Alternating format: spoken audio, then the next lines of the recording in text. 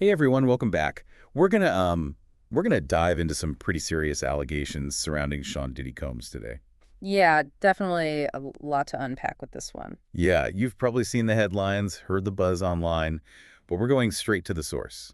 A February 10th article from Us Weekly. Always good to get it right from the source. It's titled, Diddy sued for allegedly orally and anally raping a street performer at a house party in the LA area. Just wow.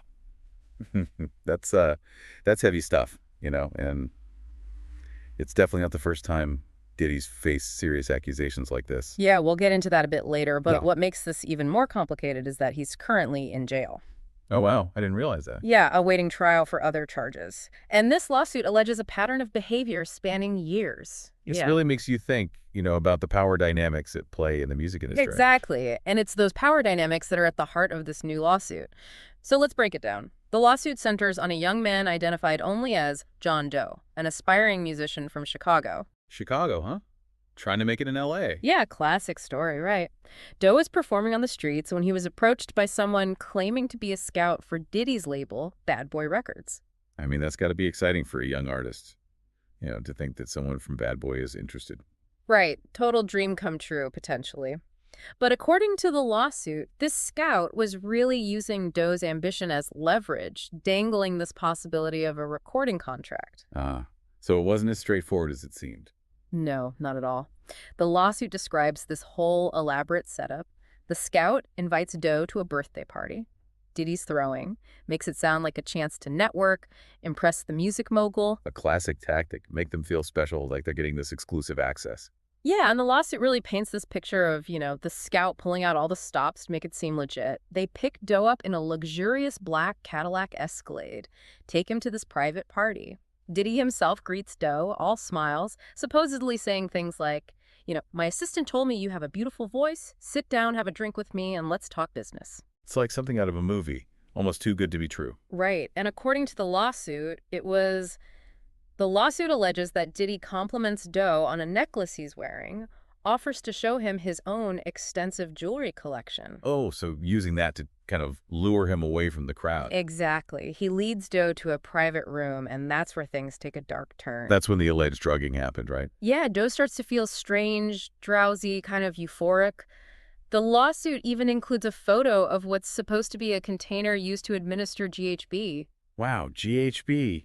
That's a whole other level of scary. Yeah, it's a powerful drug, often linked to sexual assault, because it can cause amnesia and make victims unable to consent. Absolutely. And when you combine that with the power dynamic already at play, it's a recipe for disaster. And that's what's so disturbing about this story, the way the lawsuit lays it out. Once they're alone in the room, Doe realizes there's no jewelry collection, and Diddy allegedly asks him, have you ever supped a D before? Oh, my God. When Doe refuses, Diddy allegedly says you should try it while exposing himself. Ugh, it's hard to even hear that. It's awful. Doe, realizing the situation he's in, tries to leave, says they can talk business in the morning. But Diddy allegedly insists that Doe won't get a contract unless he complies with his demands. So using that contract, that opportunity, as a way to coerce him. Yeah, it's a textbook example of abuse of power, taking advantage of someone's dreams. And it just keeps getting worse, doesn't it? Yeah, it does. According to the lawsuit, Diddy loses his patience, forces himself on Doe, and both orally and anally rapes him. This is so disturbing, so brutal. It's hard to even fathom. The lawsuit describes Doe being left incapacitated on the bed, someone giving him an IV the next morning, sending him back to where he was picked up. And I imagine the trauma of that experience, the fear, the shame. It's unimaginable. The lawsuit says Doe didn't report the assault right away because of Diddy's fame and power. He felt trapped, ashamed, afraid. It's sadly common for victims to feel that way, especially when the perpetrator is someone so powerful. Yeah, it takes incredible strength to come forward in these situations. But Doe is seeking justice now. He's filed this lawsuit asking for both compensatory and punitive damages for the alleged assault. It's important to remember that these are allegations, and Diddy maintains his innocence. Of course, and we have to respect the legal process. But this lawsuit is just one piece of a much larger legal battle Diddy's facing right now. Yeah, he's already in jail awaiting trial for other charges, which are pretty heavy in their own right. Exactly. Sex trafficking, racketeering, with a trial date set for May 5th. And these new allegations, spanning decades, well, they paint a pretty disturbing picture. It's hard to ignore. Even if he's found innocent of these specific charges, the shadow of these accusations is going to linger. Absolutely. And it raises some really uncomfortable questions about the music industry as a whole. Yeah, about the systems that might allow for abuse to go unchecked for so long. Questions that we need to confront head on. So we're going to take a closer look at those other charges Diddy's facing, what they entail, and what they could mean for his future and the music industry itself. It's crazy, right? This new lawsuit alleging rape, I mean, it's not the only legal issue Diddy's dealing with. Yeah, you mentioned there were a couple of other lawsuits filed earlier this month. Right, the U.S. Weekly article. Mm-hmm. It actually mentions 2 other lawsuits, and these go back even further, to the late 80s and 90s. Yeah, what were the details on those? Well, they claim Diddy forced 2 women into what they call group sex, and even directed a club promoter. Directed? Yeah, directed him to rape one of them. Oh my God. That's really heavy stuff. Yeah, those are some incredibly serious accusations. I mean, if these allegations are true, it really makes you wonder if this is part of a larger pattern of behavior. It's hard not to think that, When you see multiple accusations spanning decades, it raises those questions about a potential history of abuse that's finally coming to light. Absolutely. And what's even more concerning is that this might not even be the full picture. You have to think about all the aspiring artists who might have crossed paths with Diddy over the years. Right. You mentioned those power dynamics earlier. Someone in Doe's position, young and hungry, to make it in the music industry, they might feel immense pressure to impress someone like Diddy. To do whatever it takes to get ahead. Exactly. They might overlook those red flags or be too scared to speak up. Yeah. For fear of jeopardizing their career. Yeah, and that's a terrifying thought. It is. But, we do have to acknowledge that Diddy's lawyer has been pretty vocal in his defense. Right. He issued a statement to Us Weekly calling the newest lawsuit a publicity stunt. Yeah, and they are maintaining Diddy's innocence, saying they believe the truth will come out in court. It's important to remember that, of course. The concept of innocent until proven guilty, that's a fundamental part of our legal system. Everyone deserves a fair trial, and it's not our place to jump to conclusions. Exactly. We have to let the legal process play out. But even with that said, the sheer volume of these accusations, spanning decades, it's hard to just dismiss them outright. It definitely casts a shadow over his legacy, regardless of the legal outcome. And this brings up a really interesting question.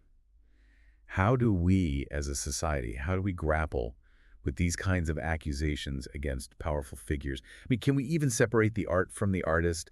Can we still enjoy Diddy's music knowing these accusations are out there? That is the question, isn't it? It's a tough one, and I'm honestly curious to get your take on this as an expert. How do you personally reconcile these accusations with Diddy's contributions to music? It's definitely a struggle. I think it's important to acknowledge the pain and trauma of the alleged victims. We have to center their voices in this discussion.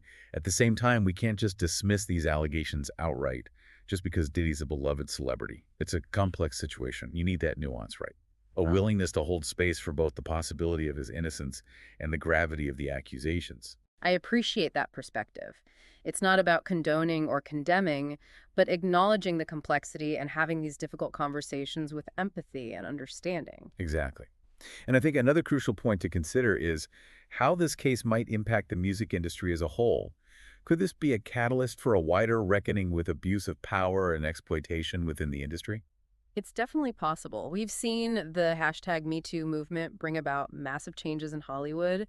Maybe this case could spark something similar in the music world, lead to greater accountability and protection for artists, especially those who are just starting out. Yeah, it's too early to say for sure what the long-term impact will be, but this story is definitely far from over. We've got the trial for Diddy's other charges coming up on May 5th, and this new lawsuit will probably take some time to unfold as well. So we'll have to keep following this story and see what happens. It's a story that could really reshape how we understand the music industry and its power dynamics. One of the things that struck me about this new lawsuit was the level of detail they provided, especially that photo of the alleged GHB container. It really adds a layer of... Yeah, it's not just a he said, she said kind of situation. Yeah. The lawsuit claims this was a pattern of behavior and that other people, even entities, were complicit. Right, that's a huge accusation. Right. If it's true, it points to a systemic problem within Diddy's circle, maybe even a culture of silence and enabling that allowed this alleged behavior to continue. It makes you wonder who else might have known and what role they might have played in protecting Diddy or silencing potential victims. Those are all questions that hopefully will be addressed as this case moves forward. But in the meantime, I think it's so crucial for us as individuals and as a society to resist that urge to rush to judgment. I agree. We need to let the legal process run its course while also acknowledging the courage of those who come forward with these accusations. It's got to be tough to speak out against someone like Diddy, someone with so much power and influence. No doubt about it, especially in the music industry, where, your reputation is everything. Connections are everything. It's all about who you know. This case, it really brings up that whole issue of power dynamics in the music industry. We hear so many stories about aspiring artists, particularly young ones, being taken advantage of. It's not just a few isolated incidents either. This is a systemic problem, a deeper issue. It's the way the industry is structured. The focus on image, success, it creates an environment ripe for exploitation and abuse. And it's not always as clear-cut as what we're seeing in this lawsuit. Sometimes it's subtle, like pressure to conform, to compromise your values, or even tolerating inappropriate behavior just to get your foot in the door. Yeah, it's insidious. That's what makes abuse of power so difficult to tackle. Sometimes victims don't even realize they're being taken advantage of, or they feel like they have no choice but to go along with it. And even if they do recognize it, speaking out can be terrifying. You risk retaliation, damage to your reputation, maybe even being blacklisted from the industry. Absolutely. And that's why cases like this are so important. They shine a light on these issues, they get people talking, and hopefully they create a space for change, for protecting vulnerable artists. We need a culture where people feel safe to come forward, knowing they'll be heard, they'll be believed, and where those who abuse their power are held accountable. That's right. Accountability is key. Not just legal accountability, but social and cultural accountability as well. We have to challenge those norms and behaviors that allow this to happen. It's a big task, changing a whole industry. But it starts with awareness, with these conversations, with refusing to ignore injustice. This whole case, it forces us to ask some uncomfortable questions. What if Diddy is found innocent in court? Does that invalidate the experiences of those who have accused him? How do we deal with that? Yeah, it's a good point. It shows the limits of the legal system. A not guilty verdict doesn't necessarily mean someone's innocent, and it definitely doesn't erase the pain and trauma that victims may have experienced. It all comes back to believing survivors, creating safe spaces for them to share their stories, and working toward a culture of accountability that goes beyond the courtroom. Well, this deep dive, it's been eye-opening, to say the least. It definitely leaves me with more questions than answers. But it's a reminder that these issues are complex and there's no easy fix. I agree. But by having these tough conversations, by really examining the systems at play, and by supporting survivors, we can start to build a more just and equitable music industry. What will you do with this information? How will you engage in these conversations? We encourage you to keep following this story as it unfolds, to form your own informed opinions. Because in the age of #MeToo, these conversations are more important than ever. Thanks for joining us on this deep dive.